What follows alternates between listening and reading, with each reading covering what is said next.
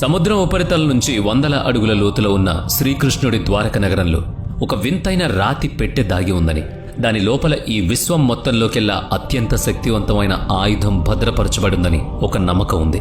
అదే మనందరికీ తెలిసిన శ్రీకృష్ణుడి చేతిలో ఉండే సుదర్శన చక్రం. శ్రీకృష్ణుడు తన అవతారం చాలించి ఈ భూమిని వదిలి వెళ్లే ముందు ఆ సుదర్శన చక్రాన్ని ద్వారకలోనే ఎక్కడో రహస్యంగా దాచాడని, అది ఇప్పటికీ సముద్ర గర్భంలో ద్వారకతో పాటు ఎక్కడో మునిగిపోయింది అంటారు. దీని శక్తికి ఒక ఉదాహరణ చూడాలంటే మనం మహాభారత కాలంలోని ఒక సంఘటనను గుర్తు చేసుకోవాలి. అదొక భారీ రాజసభ. ఆ సభలో శిశుపాలుడి గొంతు గట్టిగా వినిపిస్తోంది. శ్రీకృష్ణుని ఉద్దేశిస్తూ బూతులు, అవమానాలు, కేకలతో ఆ సభ దద్దరిల్లుతోంది. కాని ఇవన్నీ వింటూ కూడా శ్రీకృష్ణుడు చిరునవ్వుతూనే ఉన్నాడు. కృష్ణుడు 99 తప్పుల వరకు ఓపిక పట్టాడు. కాని ఎప్పుడైతే శిశుపాలుడు తన 100వ తప్పు చేశారో కృష్ణుడు నెమ్మదిగా తల పైకెత్తి ఇక చాలు అన్నాడు. అంతే, మరుక్షణం ఆ సభలో ఒక తీక్షణమైన వెలుగు పుట్టింది. ఒక ప్రకాశవంతమైన చక్రం వేగంగా శిశుపాలుడి వైపు దూసుకువెళ్ళింది. కేవలం ఒక చిన్న శబ్దం వచ్చింది. మరుసటి క్షణమే శిశుపాలుడి తల మొండెం నుంచి వేరుపడి కిందపడి దొర్లింది. అదే సుదర్శన చక్రం. శ్రీకృష్ణుడి మనసులో ఎలాంటి ఆలోచన వస్తే ఆ చక్రం అలాగే పనిచేసేది, గురి తప్పకుండా, ఎక్కడా ఆగకుండా. నిజంగా మహాభారత యుద్ధంలో శ్రీకృష్ణుడు గనక తలుచుకుంటే కేవలం ఈ ఒక్క సుదర్శన చక్రంతోనే మొత్తం కౌరవ సైన్యాన్ని క్షణాల్లో తునాతునకలో చేయొచ్చు. కానీ ఆయన అలా చేయకపోవడానికి కూడా ఒక బలమైన కారణం ఉంది. సుదర్శన చక్రం ఈ విశ్వంలోనే అత్యంత వినాశనకరమైన మరియు రహస్యమైన ఆయుధం. దీని గురించి ఇప్పటికీ చాలా మందికి తెలియని విషయాలు ఎన్నో ఉన్నాయి. అసలు ఈ చక్రం శ్రీకృష్ణుడి దగ్గరికి ఎలా వచ్చింది? ఇది ఎలా తయారైంది? దీనికి అంత శక్తి ఎందుకని? అన్నిటికంటే ముఖ్యంగా ఇది నిజంగానే సముద్రంలో మునిగిపోయిన ద్వారక నగరంలో ఇంకా దాగుందా? ఈ రోజు ఈ వీడియోలో శ్రీకృష్ణుడి సుదర్శన చక్రానికి సంబంధించిన కొన్ని రహస్యాలు చెప్పబోతున్నాను. క్రీస్తు పూర్వం 3228 మధుర నగరం. ఆకాశం ఎర్రగా మారింది. ఎక్కడ చూసినా యుద్ధ భయం, ఒక నియంత పాలనలో ప్రజల ఆర్తనాదాలు. అతనే కంసుడు, యాదవ వంశంలోని అత్యంత క్రూరమైన రాజు. ఒక ఆకాశవాణి చెప్పిన జోస్యం విని భయపడి తన సొంత చెల్లెలైన దేవకిని, ఆమె భర్త వసుదేవుణ్ణి చెరసాల్లో బంధించాడు. దేవకి కడుపున పుట్టే 8వ కొడుకు చేతిలోనే తన మరణం ఉందని తెలుసుకున్న కంసుడు దేవకికి పుట్టిన బిడ్డలను ఒక్కొక్కరిగా చంపుకుంటూ వచ్చాడు. కాని చివరకు శ్రీకృష్ణుడు జన్మించినప్పుడు ఆ రాత్రి భయంకరమైన గాలివాన, ఉరుముల మధ్య చెరసాల తలుపులు వాటంతటావే తెరుచుకున్నాయి. కాపలాదారులు గాఢనిద్రలోకి జారుకున్నారు. పసిబిడ్డగా ఉన్న శ్రీకృష్ణుని రక్షించడానికి వసుదేవుడు రాత్రికి రాత్రే ఆయన్ని గోకులంలో ఉన్న నందుడు, యశోద దగ్గర విడిచిపెట్టాడు. అక్కడ్నుంచే భగవంతుడైన శ్రీకృష్ణుడు భూమి మీద తన జీవన ప్రయాణాన్ని మొదలుపెట్టాడు. ఆయన తన శక్తియుక్తులతో, తెలివితేటలతో ధర్మస్థాపన కోసమే తన జీవితాన్ని అంకితం చేశాడు. అవును, కృష్ణుడు సాధారణ దేవుడు కాదు, సాక్షాత్తు విష్ణుమూర్తి అవతారం. ఆయన దగ్గర ఎంతటి అద్భుత శక్తులు ఉండేవంటే ఆయన విశ్వ నియమాలను సైతం మార్చగలడు. సూర్యుణ్ణి కూడా చీకటితో కప్పేయగల ఆయుధాలు ఆయన సొంతం. ఉదాహరణకు మహాభారత యుద్ధంలో 14వ రోజున ఏం జరిగిందో చూద్దాం. అర్జునుడు ఒక భీకరమైన ప్రతిజ్ఞ చేశాడు. సూర్యాస్తమయంలోపు జయద్రథుణ్ణి చంపకపోతే తానా మంటల్లో దూకి ఆత్మహత్య చేసుకుంటానని శపథం. కౌరవులకు అర్జునుడి ప్రతిజ్ఞ ఒక పెద్ద అవకాశంగా మారింది. ఎందుకంటే అర్జునుడు బతికున్నంత వరకు పాండవులను జయించడం అసాధ్యం. అర్జునుడు ఈ భీకర ప్రతిజ్ఞ వినగానే కౌరవులు భయపడి జయద్రథుణ్ణి దాచడానికి తమ సర్వశక్తులు ఒడ్డుతారు. సూర్యాస్తమయం అయ్యే వరకు జయద్రథుడు అర్జునుడి కంట పడకూడదని వాళ్ళు చేసిన ప్రయత్నం ఫలించింది. 14వ రోజు సూర్యాస్తమయం అయిపోయింది. ఆకాశం మొత్తం చీకటిగా మారిపోయింది. మాట తప్పినందుకు అర్జునుడు నిరాశతో అగ్నిలో దూకడానికి సిద్ధమయ్యాడు. అది చూసిన జయద్రథుడు బయటకొచ్చి అర్జునుడిని చూసి నవ్వసాగాడు. తమకు అడ్డుగా ఉన్న అర్జునుడు చనిపోతున్నాడని కౌరవులు కూడా పండగ చేసుకుంటున్నారు. కాని అప్పుడే ఒక వింత జరిగింది. ఆకాశంలో హఠాత్తుగా మళ్లీ సూర్యుడి కాంతి. సూర్యుడు కనిపించాడు. ఇది సుదర్శన చక్రం చేసిన అద్భుతం. శ్రీకృష్ణుడి ఆజ్ఞ మేరకు చక్రం సూర్యుణ్ణి కప్పి ఉంచింది. పగటిపూటే రాత్రి అనే భ్రమ కలిగించింది. జయద్రథుడు బయటకు రాగానే సూర్యుడు మళ్లీ వచ్చాడు. వెంటనే అర్జునుడు జయద్రథుడిని వధించాడు. మీకు తెలుసా, సుదర్శన చక్రం కేవలం దేవుళ్లు వాడే ఆయుధం మాత్రమే కాదు, అది శ్రీకృష్ణుడి శరీరంలో ఒక భాగం లాంటిది. అది ఎప్పుడూ ఆయన వెంటే ఉంటూ ఆయన ఆజ్ఞ పాటిస్తుంది. దాని లక్ష్యం ఎవరైనా సరే వాళ్ల అంతం ఖాయం. శత్రువు ఈ విశ్వంలో ఎక్కడ దాక్కున్నా, ఏ లోకానికి వెళ్లినా సరే సుదర్శన చక్రం అన్ని డైమెన్షన్స్లోనూ, అన్ని దిశల నుంచి దాటుకుంటూ వాళ్ళని వేటాడుతుంది. పని పూర్తి కాగానే మళ్లీ శ్రీకృష్ణుడి చేతిలోకి వెళుతుంది. అందుకే ఋగ్వేదంలో విష్ణుమూర్తి సుదర్శన చక్రాన్ని వీల్ ఆఫ్ టైం అని వర్ణించారు, అంటే కాలచక్రం. సుదర్శన అనేది ఒక సంస్కృత పదం. దీనర్థం శుభదర్శనం. కానీ చరిత్ర చూస్తే దీని దర్శనం శత్రువులకు ఏమాత్రం శుభం కాదు. ఎందుకంటే విష్ణువు గాని కృష్ణుడు కాని దీన్ని ప్రయోగించారంటే ఎవరికో మూడినట్టే. హిందూ శాస్త్రాల్లో ఈ చక్రం పుట్టుక గురించి 2 కథలున్నాయి. విష్ణు పురాణం ప్రకారం సూర్య భగవానుడి వేడిని తగ్గించడానికి విశ్వకర్మ సూర్యుణ్ణి సానబెట్టినప్పుడు రాలిన ఆ ప్రకాశవంతమైన సౌర ధూళి దాన్నుంచే ఈ చక్రాన్ని తయారు చేశారు. ఇక 2వ కథ ప్రకారం మహాభారత కాలంలో విష్ణుమూర్తి శివుడి కోసం ఘోర తపస్సు చేస్తే పరమేశ్వరుడు మెచ్చి ఈ బ్రహ్మాండమైన ఆయుధాన్ని బహుకరించాడట. ఈ చక్రకాంతి ఎంత విపరీతంగా ఉంటుందంటే దాన్ని శివుడు, విష్ణువు తప్ప ఎవ్వరూ చూడలేరు. మోడర్న్ సైన్స్ ప్రకారం చూస్తే ఇది ఒక గైరోస్కోపిక్ వెపన్ లాంటిది. అంటే వేగంగా తిరుగుతూ భారీ కైనెటిక్ ఎనర్జీని రిలీజ్ చేసేదన్నమాట. దీనికి విష్ణువు ఆలోచనలతో చేత్తో కనెక్టివిటీ ఉంటుంది. కొన్ని థియరీల ప్రకారం ఇది మినీ వామ్ హోల్ క్రియేట్ చేసి టెలిపోర్ట్ కూడా అవ్వగలదు. మరో శక్తివంతమైన సిద్ధాంతం ఏంటంటే ఈ చక్రం క్వాంటమ్ ఎంటాగ్లిమెంట్ ద్వారా శ్రీకృష్ణుడి చేతితో అనుసంధానించి ఉంటుంది. అంటే కృష్ణుడి ఆలోచన ఎక్కడికి వెళ్తే సమయం వృధా కాకుండా చక్రం అక్కడికి క్షణాల్లో చేరుకుంటుంది. మహాభారత సమయంలో శత్రువులు కృష్ణుణ్ణి ఎన్నోసార్లు అవమానించారు, కోపం తెప్పించారు.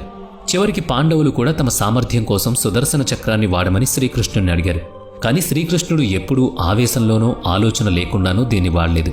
ఎందుకంటే సుదర్శన చక్రాన్ని ఉపయోగించడం అంటే ఎదుటివారి సర్వనాశనాన్ని శాసించడమే అని ఆయనకు తెలుసు. ధర్మం పూర్తిగా గతి తప్పినప్పుడు, శిశుపాలుడి 100వ తప్పు పూర్తయినట్లుగా పాపాలు పండినప్పుడు మాత్రమే ఈ అస్త్రం బయటకొస్తుంది. అసలు ఈ అస్త్రం నిర్మాణం ఎలా ఉంటుంది? సాధారణంగా సుదర్శన చక్రాన్ని ఒక లోహపు డిస్క్ లాగా దాని అంచుల వెంబడి 108 పదునైన బ్లేడ్స్ ఉన్నట్లుగా చూపిస్తూ ఉంటారు. హిందూ ధర్మంలో 108 అనే సంఖ్యకు ఎంత పవిత్రత ఉందో మనకు తెలిసిందే. జపాలు మరియు మంత్రాల్లో దీన్ని 108 సార్లు పఠిస్తూ ఉంటారు.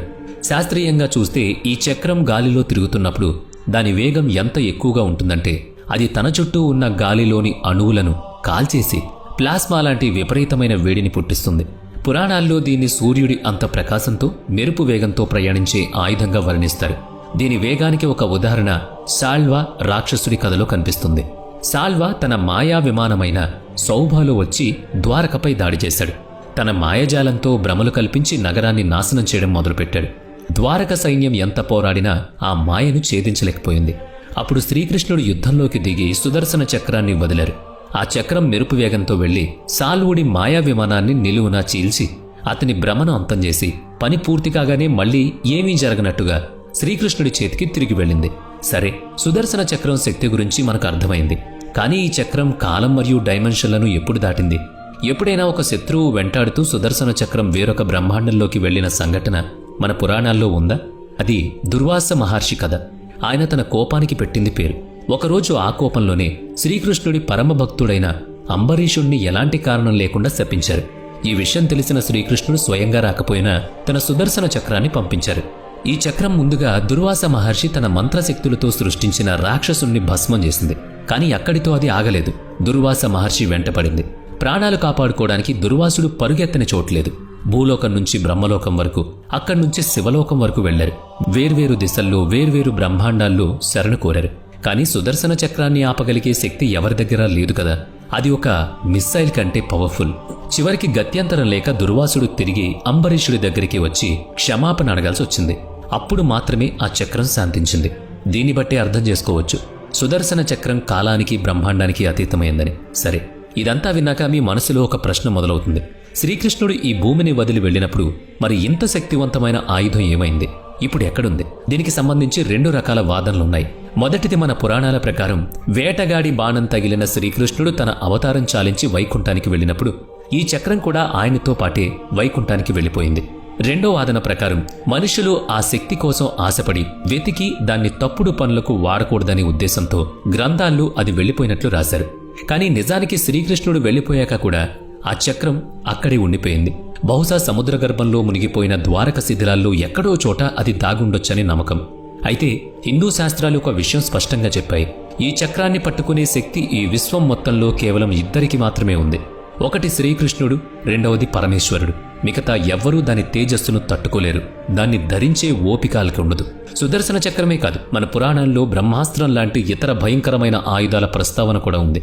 ఆశ్చర్యకరమైన విషయం ఏంటంటే కేవలం దేవుళ్లే కాదు, దేవతల శక్తులు ఉన్న కొందరు మనుషులు కూడా ఇలాంటి ఆయుధాలను ధరించారు. కేవలం సుదర్శన చక్రమే కాదు, బ్రహ్మాస్త్రం గురించి కూడా ఒక మాట ఉంది. ఈ అస్త్రం గనక ఒక్కసారి ప్రయోగిస్తే అక్కడ మిగిలేది కేవలం విధ్వంసం మరియు బూడిద మాత్రమే. బ్రహ్మాస్త్రం తర్వాత వచ్చేది పరమేశ్వరుడి అత్యంత శక్తివంతమైన ఆయుధం పాశుపతాస్త్రం. దీని గురించి పురాణాల్లో ఏం చెప్పారంటే, దీని శక్తి ఎంత స్థిరంగా ఉంటుందంటే ఇది ఒక్కసారి బయటకొస్తే కేవలం విశ్వ నియమాలనే కాదు, స్పేస్ టైం కంటిన్యూషన్ అంటే ఈ శూన్య గతిని కూడా మారుస్తుంది, సృష్టి దిక్సూచిని మారుస్తుంది. కొంతమంది మోడర్న్ ఫిజిసిస్టులు దీన్ని మైక్రో బ్లాక్ హోల్ జనరేటెడ్ అని పోలుస్తారు. అంటే ఇది పదార్థాన్ని అస్తిత్వం లేకుండా తుడిచిపెట్టేసే ఒక ఎనర్జీ ఇంపల్షన్. అర్జునుడు తపస్సు చేసి ఈ పాశుపతాస్త్రాన్ని సంపాదించాడు, కానీ దాన్ని ఎప్పుడూ ఉపయోగించలేదు. అర్జునుడు ఎంత కోపంలో ఉన్నా సరే ఈ అస్త్రాన్ని వాడాలనే ఆలోచన అతనికి రాకుండా శ్రీకృష్ణుడు జాగ్రత్త పడ్డాడు. ఎందుకంటే అది వాడితే ప్రపంచం మొత్తం నాశనం అవుతుంది. శ్రీకృష్ణుడి గురించి చదివినప్పుడల్లా నాకు ఒక ఆలోచన వస్తుంది. మన కృష్ణుడిని ఎప్పుడూ ఒక చిరునవ్వుతో ఉన్న రూపంలోనే చూస్తాం, కానీ నిజానికి ఒక మనిషిగా ఆయన ఎన్ని కష్టాలు అనుభవించారో చాలా మందికి తెలిసినా కూడా అవి అనుభవంలోకి రావు. పుట్టినప్పటి నుంచి యవ్వనం వరకు కన్న తల్లిదండ్రులకు దూరంగా పెరిగాడు. ఆయన పుట్టక ముందే ఆయన అన్నల్ని కంసుడు చంపేశాడు. మేనమామ పంపిన రాక్షసులతో యుద్ధం చేస్తూనే బాల్యం గడిచిపోయింది. ధర్మం, కర్తవ్యం అనే బరువుల వల్ల తాను ప్రాణంగా ప్రేమించిన రాధను కూడా వదులుకోవాల్సొచ్చింది. ద్వారక అంత గొప్ప రాజ్యమైనా సరే ధర్మ రక్షణ కోసం ఇతరుల యుద్ధాల్లో ఆయన పాల్గొనాల్సొచ్చింది. ఈ విశ్వంలోని అత్యంత శక్తివంతుడైనప్పటికీ శిశుపాలుడి బూతులు, అవమానాలు భరించాడు. మహాభారత యుద్ధాన్ని ఒక్క క్షణంలో ముగించగల శక్తున్నా సరే అందరికీ సమాన అవకాశాలివ్వడానికి, ధర్మాన్ని నిలబెట్టడానికి కేవలం ఒక గుర్రపు బండి సారథిగా ఉండిపోయాడు. చివరిగా తన చేతులతో నిర్మించిన ద్వారకా నగరం కళ్ల ముందే సముద్రంలో మునిగిపోతుంటే చూడాల్సొచ్చింది. ఇదే శ్రీకృష్ణుడి అసలైన తత్వం. ఇది మనకు వేరే ఏ దేవుళ్ళలోనూ కనిపించదు. అందుకే కృష్ణుడు భగవంతుడైనప్పటికీ మనకు ఒక స్నేహితుడిలా, ఒక మార్గదర్శకుడిలా కనిపిస్తాడు. అందుకే ఈ మోడర్న్ యుగంలో కూడా ఆయన మనందరికీ దగ్గరగా ఉన్నాడు. సుదర్శన చక్రం ద్వారకలో ఉందా లేదా వేరే లోకంలో దాగుందా